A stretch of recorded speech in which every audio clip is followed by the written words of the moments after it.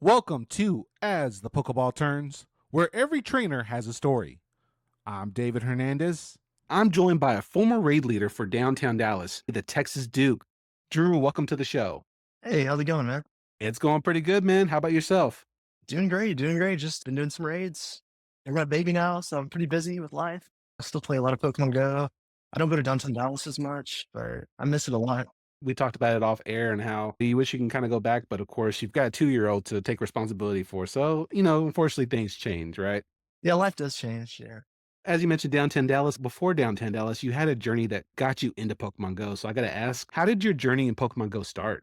It really started like me and my cousin Lucas would get a Toys R Us over there by Redford Mall and just pick up some starter packs, and then we started playing Pokemon. And then it progressed to video games and trading.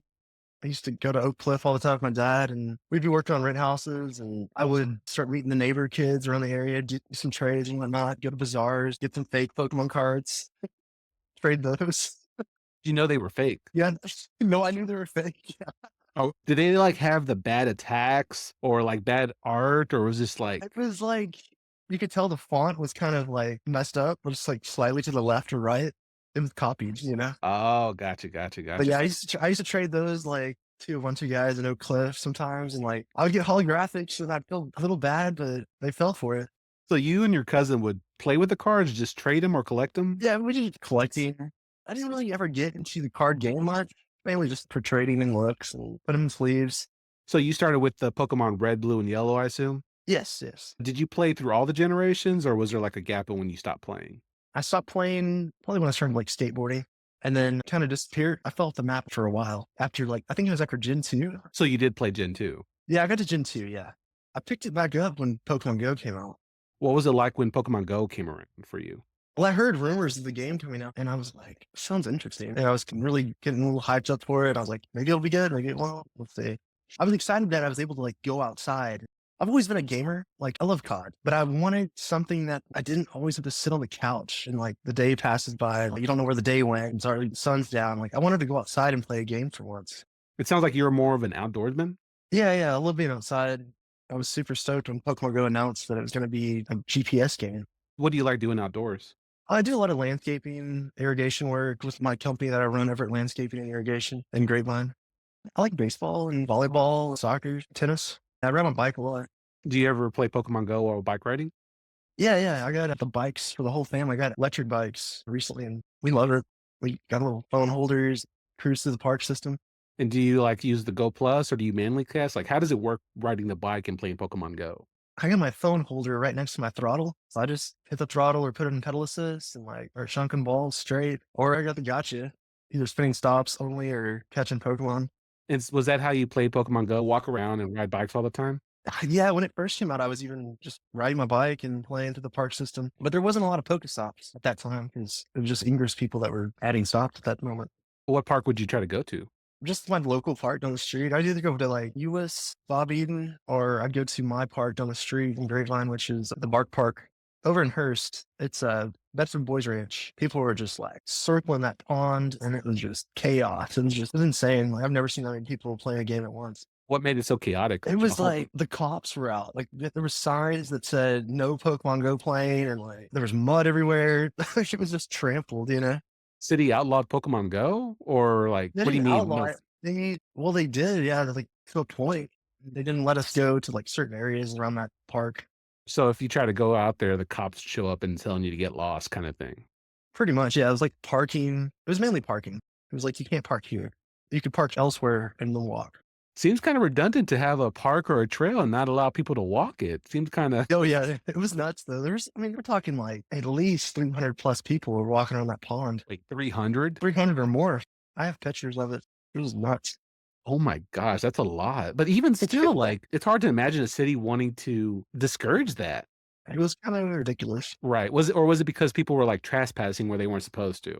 The park was just, it was overrun, and it was really good water swans. Like Dratini's were popping up, Gyarados, all sorts of wild stuff. But yeah, the cops got upset because I think we were damaging the park, I guess, because the grass was all being turned to mud, and it was a new park. So you're obviously known by the Texas Duke. That is your in-game name. Where did that name come from? Like, you're not just a Texas Duke, you're the Texas Duke. The Texas Duke. So it's actually really funny because I'm a huge Green Day fan, right? My cousin would always call me Dookie because, the album Green Day has Dookie, 94. It was kind of like that, but also and Dookie, Duke, whatever. But the main reason actually is because my dad, when he named me, he went up to the nursing home that day and he was like, "Hey, Dad, I'm going to name my son Drew. Can you say Drew?" And he was like, "Drew." He said it. And then he named me Drew. But then when I went up there to the nursing home later on, he couldn't say my name and he could just say Duke. So he could only say Duke at that moment. So the Duke part kind of just stuck my entire life. But yeah, my name's Drew, but Duke was kind of the nickname. And this cousin of yours who named you Duke or started calling you Duke. Dookie? Duke? Yeah, Dookie. Yeah. But this cousin who started calling you Dookie, is this the same cousin you used to play Pokemon together as well? Yeah, Lucas, yeah. Do you still keep in contact with your cousin at all? I do, yeah. Yeah, I still get to hang out with. Now, you were a part of the Mystic group out in Grapevine with Listy and everybody else. Can you tell me, like, how you got involved with them? Yeah, so that all began. Let me go back a little bit. All right. So 2016, Pokemon Go's great. Not really. The servers are crap. There's a lot of issues going on. And the game is just basically beta still. And it's just not working that well. My Pokemon won't even load up. So I was just like, I'm going to take a break for a minute. Took a break. Came back as soon as they announced the T-Tar raids. When Tyranitar came to raids, I came back in 2017. I took about a 6-month hiatus from Pokemon Go in 2016, like many, I think, did as well. I started doing the T-Tar raids. That's when I ran into the HEB, Hershey's, Bedford group, Listy, Dewey, a bunch of people that were really hardcore players. It got pretty intense around here for a while with the gym control and fights were breaking out almost. Really? Just verbally, not physically, but verbal fights, people speeding off. And even some of the gyms got shut down where you couldn't even have raids. It was that bad. I got 2 gyms down the street right now. I'm trying to get reactivated, but I don't know if I'm gonna be able to pull it off. Is it the city or the building owners that requested the raids not to happen, or? Yeah, the building owners. Yeah. It was a wedding venue. Grapevine has a little vineyard down the street, but they're changing it to a chicken and pickle on the other side. Anyway, when I started playing with them and riding around town with her, I ran into Devrock and I was like, okay, cool. I'm actually in downtown Dallas now playing Pokemon. And then did some raids, flying around town, insane speeds, blowing through intersections almost. But yeah, it was fun. We had a good time. So that first time that you came to downtown Dallas with Listy and the crew, was that the first time you ever hung out with them, or did you have experience with them before that? I had experience before with them. I would just hop in cars and just head out for raids. Like we do Moltres, Articuno raids, all the birds after T-Tar. And you said that they were hardcore. Like, what do you mean by hardcore? Can you give me like an idea? We actually had a nickname. It was a group of guys. We were called 4 Deep. 4 deep? Yeah. Why were y'all called 4 deep? It's kind of a sexual little endeavors, I guess, but 4 Deep. Anyway, they called us 4 Deep because we were always just cruising around in the Prius, just like taking out raids. Listy was not in that group though. This was just like 4 guys and me included. But yeah, that was a wild journey. With all your experience in Pokemon, like, do you have a favorite Pokemon at all? I do actually, yeah. It's one you probably wouldn't think of, but it's Poliwhirl. Really? Why Poliwhirl? That's my favorite. I just love the art on it. Poliwhirl or Poliwrath, one of the two. I would have never guessed that. Usually everybody else likes the strong ones like T-Tar or a Legendary, but you're probably the one and only one I've met who said Poliwhirl for sure. Yeah, Poliwhirl or Poliwrath. But yeah, just the art gets me. I liked it. We got T-Tar raids, and that's when you returned to the game. Describe to us what your approach to the game was. I got active on Discord in my local area, and when a raid would pop up, I was on my bike. I played on my bike. I did not like wasting gas, and I wanted to be active and exercise and sweat. Like that was my thing. A lot of people don't play like that. My playing style is different than probably 98% of the community. I don't like to drive and play Pokemon. It's not my favorite at all, even though it's hot in Texas.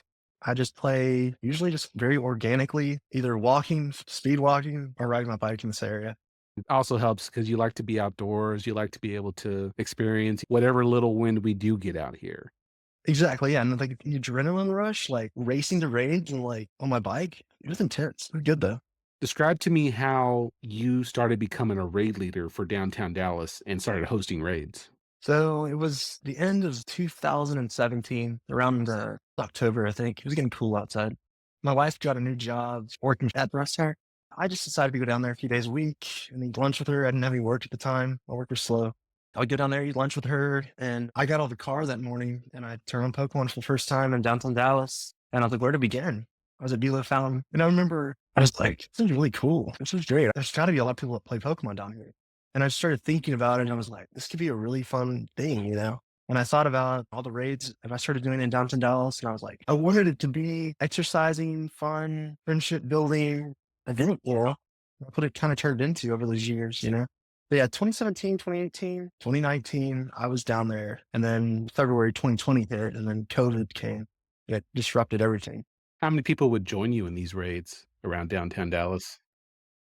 We'll see, Juan with my downtown Dallas helped me give out some free items here and there and sunglasses and whatnot for the meetups we had at Main Street Garden. And we'd meet up there.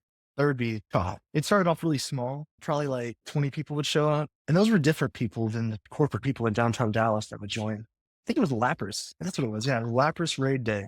That was the first event I hosted and it blew up rapidly after that. We're talking like 100 people, 200 people, so many people I don't even know. And there was people in cars. There was people all on foot following me. It was just like, I looked behind me once and I was like, am I Forrest Gump? I started feeling like Forrest Gump running the race. It was nuts. It was really fun though. And I miss it so much, so much. Were people able to keep up with your pace? I speed walk. I'm super tall. I'm like 6'4" almost. And when I walk, it was hard for a lot of people to keep up. On the event days, I would go at a slower pace and, you know, I try to make a lineup of gyms. But I mean, there were so many people anyway. I mean, you can't have more than 20 people in a lobby at once anyway. So I was like, just stagger out. Here's the list. We can meet up at the end and have a beer, whatever, say hi. Would y'all have any kind of meetups after these events? Yeah, a little bit. They're kind of small. Yeah. A lot of people didn't usually stick around after the events. They just had to go after they got the shiny, of course. Do you remember what your favorite experience running these raids? The favorite experience. It was just not being or feeling lonely. It was like I had such a cool community around me and I loved it. And I was starting to really love downtown Dallas. I think other people were too, because, you know, downtown Dallas isn't like Austin. It never will be. It's its own platform, you know? But I think what makes a city awesome is the people. And it was so cool that I could bring them all together and have that experience in my life, you know? Do you have feelings of being lonely whenever you play Pokemon Go by yourself? Sometimes, yeah. Yeah. I feel a little lonely sometimes when you play Pokemon Go alone. Yeah. Just in like a park. It was just fun to have common relations, you know. Y'all are all going for the same shiny, or, you know, you're taking the raid boss out, doing a duo, you know, with my champs. It was good times though. I'll miss it so much. Meeting up with the same people every day in downtown Dallas outside of the events was really great. Do you still keep in contact with any of them? I do. Yeah. Most of them. Obviously, COVID stopped the raid group. It's been about 2 years almost. Have you ever thought about trying to restart it again? I have thought about it a lot. I mean, I got a baby now, but she's with her grandma and grandpa during the day anyway. My wife is back in downtown Dallas now working again, and she doesn't like being downtown eating alone. She would love for me to come back and have lunch with her, but in the same aspect, you know, I need to be working, but I want to do events again, and I would love to bring it all back together if there was a way to do it. But I don't think there is now with remote raids. Really? You think remote raids are a big barrier for you? I think so, yeah, completely. Hosting, you know, remotely, and people don't even have to leave their couch. The game completely changed aspects. Do you think remote raids are healthy for the game? I do not, even though a lot of people disagree with me, but they aren't healthy for the game because I don't meet up with anyone at a gym ever.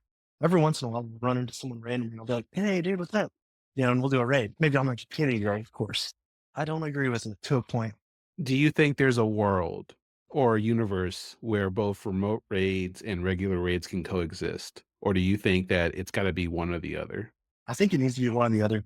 I don't know the backlash that Niantic would get if they took away remote raids, but it would probably be really bad.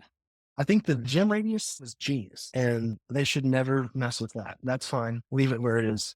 But the remote raids probably need to take a hike if we ever want to have a community game again.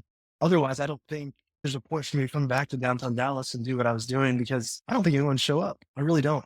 I mean, I could bring my guitar and play a show at Main Street Garden. Maybe they'd show up. You could do walking. You can play the guitar while you go from raid to raid. Yeah, play the guitar. Sing my It's song. even better if you could actually play the Pokemon theme song while you go to raid to raid. That'd be nuts. They're so set. That'd be so hard to do though. I used to play with an iPad. Right? I was walking around with this huge tablet, you know, like a TV screen. Even Brandon Ton, when I went up to Chicago Go Fest, was laughing at me. He's like, dude, your tablet's bigger than mine. I was like, I got big hands. I can do this. He's like, that's awesome. I took a picture with him. He was wonderful. Wait, so you got to meet Brandon Tan in Chicago? Yeah, I got to meet him. Yeah. When Listy was up there with me, and Beaker, my wife, and the dog, it was completely worth the trip. I got to meet Trainer Tips and all the major dudes up there. Now tell me, like, what was it like going to Chicago? Was that your first ever Go Fest? That was my first Go Fest, and the traffic in Chicago was insane. The park was super muddy, but it wasn't raining, so that was good. It was pretty overwhelming, yeah. Walking through the whole city was beautiful. The rivers, going through all of it was great. I did a boat ride with my wife. We took the little tour ride through Chicago, and they talk about all the buildings, and you get to see the Trump Tower and all the other stuff. So when it was officially your day and you looked at your phone and you saw all the spawns and all the Pokestops, what went through your mind? Told my wife, as soon as it starts, like, I'm going to be gone. I'm going to disappear into a crowd of people, and I may return like later on today. Would you ever do it again if you had the opportunity? Yeah, I think I would. I wouldn't drive all the way to Chicago again though for it. A little far. Would you fly, I assume? I actually don't like flying. Oh, that's why. So how would you get to Chicago? Would you bike ride? No, take a train. I don't know. Do what Forrest Gump did and just walk up there? Just start walking. Yeah, leave like a month early. Just start Right, walking. right. Yeah. Get some calluses on my feet. Got to build them up. Gotta work for that one. Right. If somebody was listening and was like on the fence about going to Go Fest or considering going to Go Fest or Safari Zone, would you recommend them going? Oh, definitely. Yeah. It's a great experience. It's really fun, and it's cool how they decorate everything, and all the little areas that they have and the music. There's just so much to do. It's a little overwhelming. The best part of Go Fest for me was when I walked into the Mystic tent and they were doing special trades, right? And they were like, "Who has a really good special trade?" And I walked up and I'm like, "All right, I have a Pichu with a birthday hat," and everyone just straight up was like insane. Like I just think everyone went crazy. I was like, "Just kidding." They were freaking out. Because at that moment, like, no one had the shiny Pichu at the birthday hat. Oh my gosh, you broke every single one of their hearts away. Oh, dude, their eyes were just bawling. Wow, I'm surprised they didn't come after you, dude. That's a mob. That's pretty dangerous. They didn't come after me, though. Well, you probably would have ran past them anyway. Yeah, I'd be dead. I wouldn't even be talking right now. So obviously, after Go Fest, you had to, unfortunately, due to COVID, quit the downtown raid group. How did your experience and play style with Pokemon Go changed? I believe it was December. We all started hearing about it, 2019. They were like, "Oh, there's some virus overseas, yada, yada, yada. It's spreading rapidly." I didn't think anything of it. Fast forward to February 2020.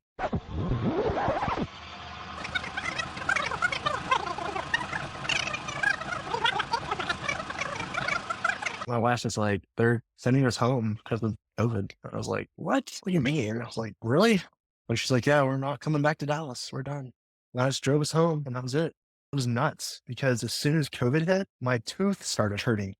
My wisdom teeth, I left them in, and they were like rotting out. I was like, "Damn it. I should have got them pulled, and I completely forgot about it, Just kind of put it off." And all the dentists were closed, and here I am in like excruciating pain. So yeah, recommending everyone to get your wisdom teeth pulled. And then I lived in the garage for like 14 days after that. That was horrible. But I was playing Pokemon Go in the garage, and it was like in the 50s in there. Obviously everyone's like, "What the hell's going on?" When remote raids came out, and then we were like, "Oh wow, remote raids, this is great. We can get on our couch and remote this stuff here." And that's where the game, had to change. It was cool that they did it before COVID because it was too risky at that moment to get in a group of people. Right. And the whole game changed to meet the needs of safety. Were you still able to walk around and bike around at the time, or? Yeah, I still went to the park. It's kind of weird because I was worried about it a lot, so I didn't really like get near people on the trail. I just kind of walked to the right really far in the grass or something. But I was still playing. But this is what I did beforehand. This is going back a little bit to 2019. So I decided I'm going to start building my park and making it better. So I got to sell maps. The dog park has just been added onto my park. It was brand new trails and stuff. I was like, hell yeah. So I started pinpointing GPS points and setting up nominations. I would have friends come over late 2019 and I would use their nominations, my nominations, more people's nominations, more friends in the area around the Grapevine. I turned my park into a freaking downtown Dallas kind of setup. I had all this, I had my cell, my park is blacked out. I put 20 stops in one S14 and I made the third gym. And when I blacked that out, I was like, oh my God, I can't believe I just did that. But I really worked hard on the nominations, and I was glad I did it. What kind of nominations would you submit for your park? Oh, it was like artificial turfs for the dogs, signage, pavilions, a lot of pavilions, footbridges. Now, would you let these run naturally or would you actually review as well? I'm gonna review. During COVID, I reviewed a lot, and I upgraded a lot of my nominations so they would go faster through the system. It worked. I would have nominations go through within 7 days sometimes or less. How did you go about learning about the criteria and everything for Wayfarer? I had already studied it so much, being downtown, what would go through and what doesn't go through. So on April of 2021, you actually hit level 50. What was it like when you hit level 50? Yeah, when I hit level 50, I was like, holy crap. I already knew I had the XP to do it. I had to do all these tasks. And the whole 99 throws, that was the one that killed me the most. So got through it, got to 50. So with all that you experienced in Pokemon Go, with the introduction of raids, your time with the Mystic Group, and even hosting downtown Dallas raids, what motivates you to keep playing Pokemon Go? It's a great hobby of mine. I enjoy the exercise and the Pokemon and the game in general. You have a daughter, I believe she's about 3 years old. Do you plan on like introducing Pokemon Go to her? Oh, I already have. She has her own account? She does. She can throw the ball too. Really? Can she hit like a nice, excellent, and great throws, or she just can throw the ball? She just chugs it. Yeah. So just a straight chug. Okay, okay. You can teach her the way to do curveballs when she gets a little older, I suppose. Yeah, I'll teach her the sniping trick for the excellence and stuff. There you go. There you go. She's gonna take after her old dad. Wait for the attack. Zoom in. Wait for the attack. Through. Do you ever take your daughter out to play Pokemon Go? Yeah, I still take her out. Not all the time, but when I'm walking, I take this little umbrella stroller. I highly recommend those because you can hold with your right hand on the hook and you can still play Pokemon on the left. Now, you've had the actually interesting perspective of playing Pokemon Go as a single person and as a father. How has having a kid changed your play style for Pokemon Go? Well, obviously I have to be here in the evening hours, so I can't play at night anymore. I still go out to the raids. Like yesterday, I went up to a raid. No one's there, but I use my pass. I still invite all my downtown Dallas peeps to my remote raids. There's still that. Having a kid didn't really affect my Pokemon play style or going to downtown Dallas in general. I could still go to downtown Dallas. It's just a matter of would people show up? Would they actually show up and walk with me again? And that part you're not too confident in. I'm not confident in that at all. And it may never. I don't know. I mean, my wife is working 3 days in downtown Dallas versus the normal 5 because a lot of people are working from home now. Makes sense. I would love to fire it back up again, start the Pokemon Go downtown Dallas engine. So with everything you've done with Pokemon Go, with the Mystic Crew, with the downtown rating and your hosting, with GoFest in 2019, with the Wayfair stuff you did in your park, and even the stuff you get to do with your daughter, what do you consider your biggest accomplishment when it comes to Pokemon Go? I would think my biggest accomplishment would be for my dad, honestly. He loved what I was doing before he passed away last August. He would be proud of me, and he was proud of me. He knew what I was doing, and he loved Dallas just like I love Dallas. The accomplishment would be making my dad proud of me, bringing people out of their house and meet up, to even play a game or just chat. What would your dad say when you talked about the Pokemon Go stuff you did? Oh, he loved it. He was like, really? And I was like, yeah, look at these pictures. He's like, wow, you're making a nice community. And I was like, yeah, everyone loves it. I know that you talked about your dad passing away. Do you still miss him at times? Oh my God, yeah. He didn't die of COVID or anything. He got sepsis. But anytime you lose anyone, it hurts. But losing a parent is by far the worst pain anyone can feel if you're close to them. I know some people are close to their dads or their moms or whatever, but tell them you love them every day. And I would say spend as much time as you can with your dad, throw the baseball, go fishing, play Pokemon, whatever. But when they're gone, it's over. It's a different type of loss compared to a grandparent because you got to see your parents, whether it be your father, mother, usually grow up with you. I remember when I lost my dad, my world shattered because I didn't know what was going on with me. I was Same. crying out of nowhere. It felt like I was by myself in spite of I had some friends around me, but it changes you and you don't come back the same. And that's part of the mourning process. I remember when I went to Grief Share, and the one thing that they told me is the reason why you have that emotion is that you have love that you can no longer express.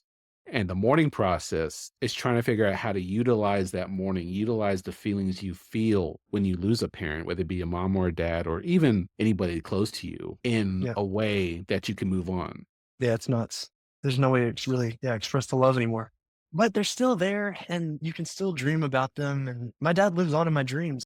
I dreamed about him last night. Yeah, they live on with our memories. They never leave us. They I would say they probably become more closer to us when they leave in an odd way, to where when you do think about them, you think at some point you start thinking more fondly of them. It doesn't become a pain that you can't live through, if that makes sense. Yeah, most definitely. I agree. The last message I will say, I definitely emphasize what he says. Tell your loved ones that you love them. Tell them that you care, because as the old saying goes, tomorrow is never a guarantee. Thank you for listening to As the Pokeball Turns, where every trainer has a story. If this episode resonated with you, share this episode with a fellow trainer and follow the podcast for more voices, more journeys, and more memories. I'm David Hernandez, and remember, your next Pokemon adventure begins here.